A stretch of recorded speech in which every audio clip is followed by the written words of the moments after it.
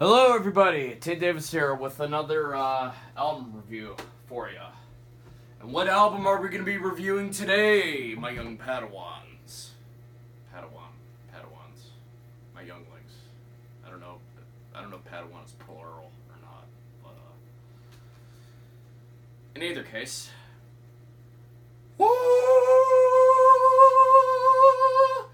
the first Black Sabbath album. The first heavy metal album. This is the birth of what we know as heavy metal right here, folks. It came out on February 13th, 1970 in the UK, Friday the 13th. Today's Friday, although it's Friday the 7th of June, 2019. It came out in early June of 1970 in the United States. Now, before we get into the album here, there are two versions of this album that came out that came out back in 1970. So there was the UK version and the US version. The main difference between the two, there's two main differences between the two actually. The UK version had, instead of Wicked World, which was on the US version, it had Black Sabbath's cover of the Crow hit from 1969 called "Evil Woman Don't Play Your Games with Me." You know, "Evil woman don't play your games with me." Yeah. Good cover. I like it quite a bit. I also like the Crow version too. As for which one I like better, they're both great. I can't pick one. But in either case, the US version had the song "Wicked World" on it. In addition, I believe the US version had kind of the record company Vertigo Records put like special names on there for instrumental passages that introduced certain songs. I don't think you had that on the UK version. I may be wrong. Someone can correct me in the comments below. But in the US version, you had special names for the instrumental intros into certain songs. So anyway, let's get into the contents of this album here. So, it was recorded in 13 hours, from what I read, in Regent Sound Studios in London. Basically, Ozzy Osbourne, Tony Iommi, Geezer Butler, and Bill Ward went into Regent Sound Studios and played their live set, as Geezer Butler said in an interview. They just basically recorded what they were playing live at the time. As you can see right here, I have this is the 2016, this particular version I have right here is the 2016 remaster. I got it at Grimey's Record Store in Nashville on Record Store Day. This was not included in the Record Store Day sales, but nonetheless, I got it for a discounted price. So this is what we have in the inner gatefold. Oh, well, first of all, here's the front cover of the Eerie Woman. Ooh. Here's the back cover. Oh. And then here's what it looks like on the inside here. So, as I said before, we have Ozzy Osbourne on vocals, Tony Iommi on guitars, Geezer Butler on bass, and Bill Ward on drums. Yeah, basically without this album, you don't have heavy metal as you know it today. According to an interview that I had recently watched, Tony Iommi was saying that because every band around this time, you know, for the most part, popular music in the United States and the United Kingdom was all happy-go-lucky with Vietnam going on from the U.S.'s point of view, and all the hippie movement in the U.S. was trying to peace and love, man, peace and love, and everybody was making love to one another and doing drugs and stuff like that and pretending like everything was happy. Well, Tony Iommi said they wanted to go in and wanted to write songs about stuff that was going on in the world, and you had stuff like Wicked World and and the title song of the song was written by Geezer Butler after he saw Big Black Shape when he was on LSD, from what I read. So, this is the first album where you had, well, not the first album that you had really heavy tones. I mean, Blue Cheer and Iron Butterfly and Steppenwolf were doing that already, and Led Zeppelin, obviously, were doing that already, but this is really, lyrically, this is one of the first albums where you have songs that are kind of depressing and about all the tragic events that are unfolding in the world, really, and having some satanic themes as well. This was not a critically acclaimed album when it came out. It wasn't. Rolling Stone ratted on it, called it. I believe the original review was by Lester Bangs, I think, who wrote it. He said that Black Sabbath were basically Cream, but worse. Hey, I love Cream. Don't get me wrong. I like Black Sabbath a little bit better. And I'd have to disagree with Lester Bangs. Obviously, Rolling Stone and other music publications have reviewed this album and retrospectively more favorably, but I digress. Oh yeah, I forgot to say it was produced by Roger Bang. Yeah, he also produced their second album, Paranoid. He might have produced Master of Reality too. Maybe I'm wrong. I don't know if he did or not, but we're not talking about that album. We're talking about the debut. So let's get into the contents of the song, shall we? Once again, this is what this looks like. So side 1, track 1, we have Black Sabbath by the band Black Sabbath on the album Black Sabbath.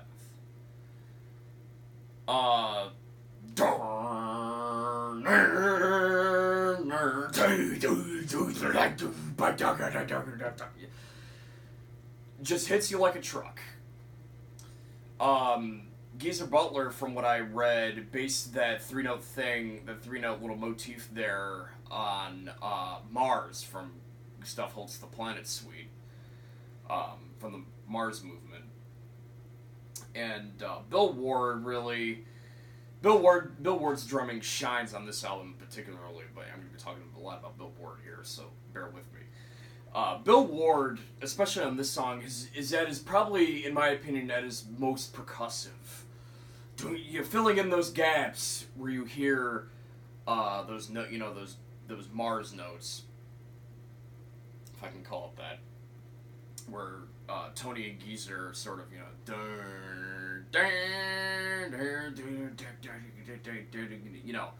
Bill Ward just fills in those gaps beautifully with his very percussive style of drumming. Bill Ward was a huge jazz fan and kind of incorporated a lot of jazz influences on this album. He was influenced by jazz drummers like Buddy Rich and Gene Krupa and stuff like that. Geezer Butler was also influenced by jazz bass players too. And you have Ozzy's vocal delivery going, "What is this that stands before me?" Oh man, very very good vocal deliverance from Ozzy on this song. And then on the outro, you have, and Bill Ward just goes crazy. He does a really good job following, kind of comping with Iommi on the outro solo there. He's banging on the snare and the ride cymbal there. Just great. Dun dun dun dun dun dun dun dun dun. The ending there.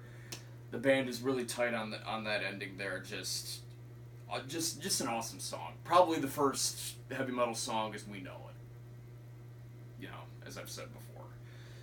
So Black Sabbath, great start to the album. Side 1, track 2, we have The Wizard. He was the wizard of 1,000 kings. No, not Uriah Heep, The Wizard. Black Sabbath, The Wizard. It's about their drug dealer, from what I read.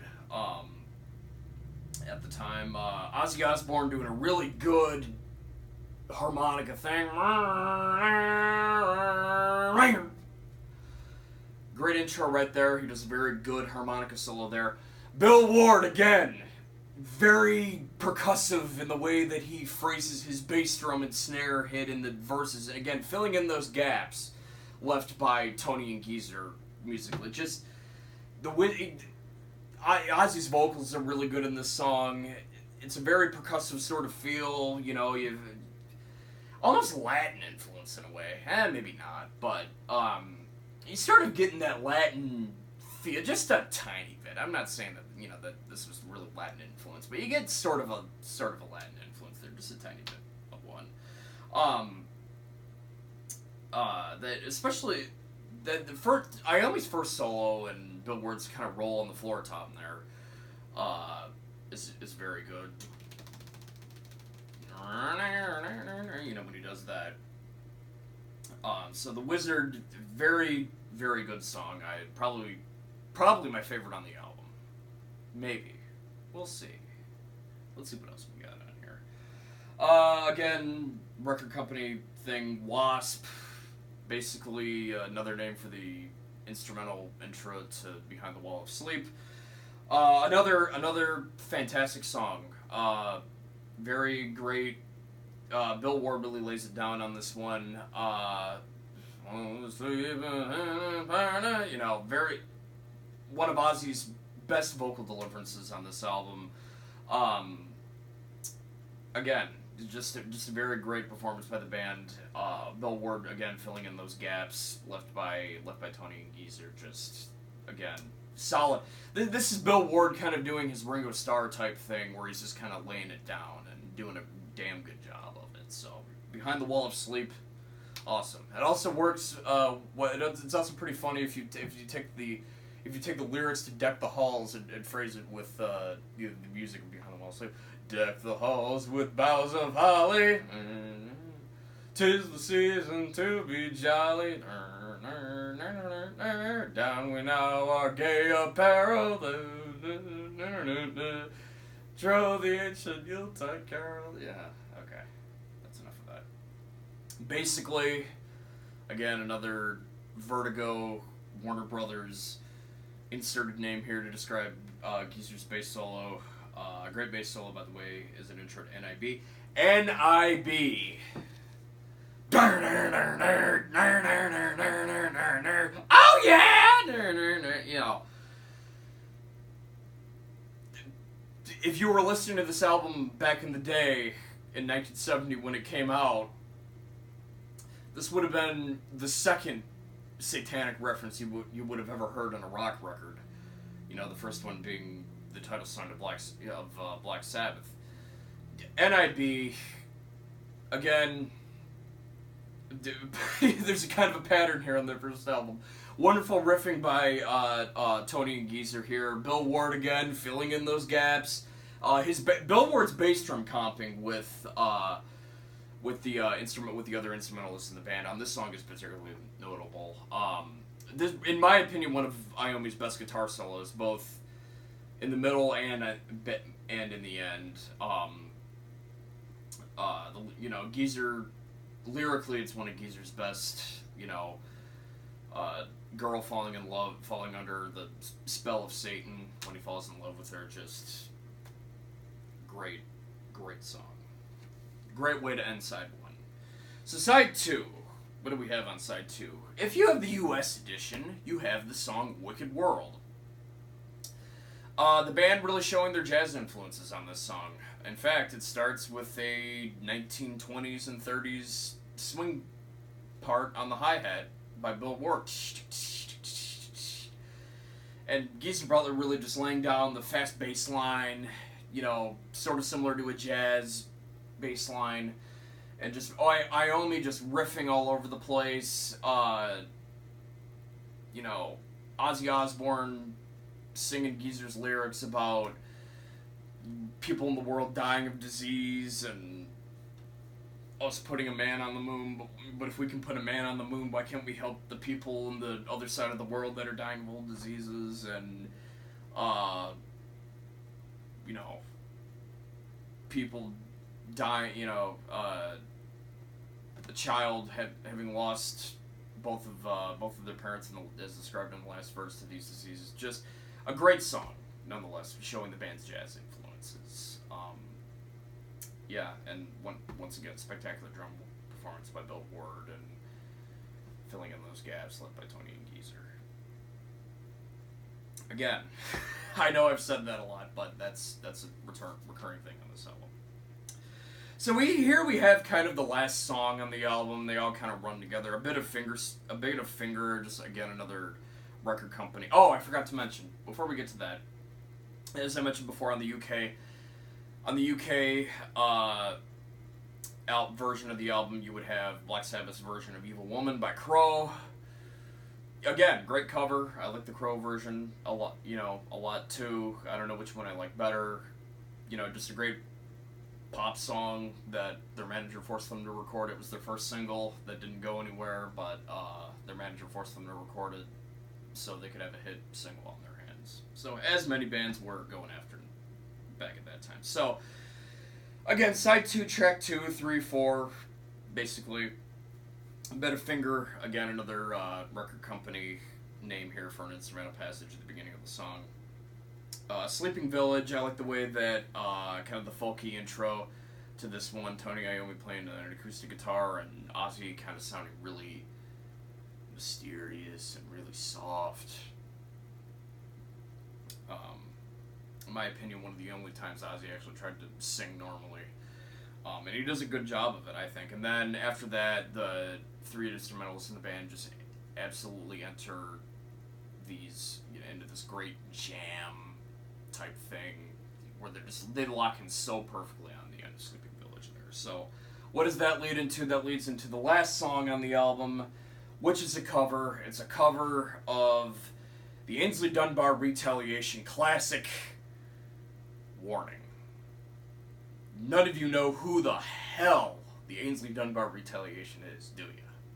The Ainsley Dunbar Retaliation, as a side note, was a blues band formed by Ainsley Dunbar, who had played drums with John Mayall and the Bluesbreakers after he got kicked out of John Mayall and the Bluesbreakers for his complicated style of drumming. He formed Ainsley Dunbar's Retaliation, named after how he is kind of a retaliation for John Mayall firing him from the Bluesbreakers. A very clever name, in my opinion. But anyway, they had a song on their first album called Warning, which Black Sabbath covered.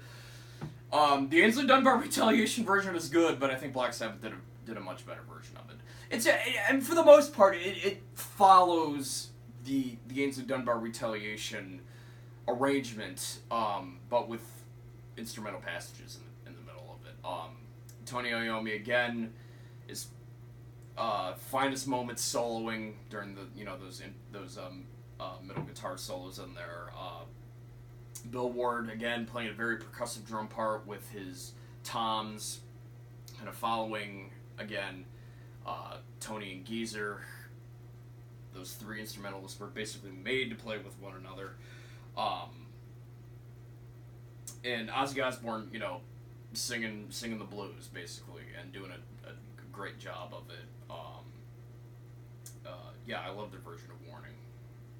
In my opinion, probably either that or Wicked World as probably the best Tony Iommi guitar performance on this album. NIB creeping up there as well. But I would actually have to say Warning because it's longer. It's like 10.5 minutes long and there's more time for you to listen to Iommi and his greatness. But no, love Warning. Great way to finish the album. Just a little bit too strong. That's not a bad thing. But as for my favorite and least favorite track, I love every song on this album. My favorite probably has to be NIB. My least favorite, maybe Sleeping Village, but Sleeping Village is still great too. So, that is Black Sabbath. Black Sabbath's debut album from 1970. The first heavy metal album in the eyes of many. Go out and get it if you haven't already. I love this album to death. Black Sabbath have been an amazing influence on me as a drummer the past couple of years. Bill Ward, the unsung hero, the unsung pioneer of what we now know as heavy metal drumming. Just timeless. That's it. I'm done with this album review. Thank you guys very much for watching. And I'm going to do more of these in the future since I got such a positive response on to the last one. So, thank you guys for watching, and we'll see you guys later. Bye-bye.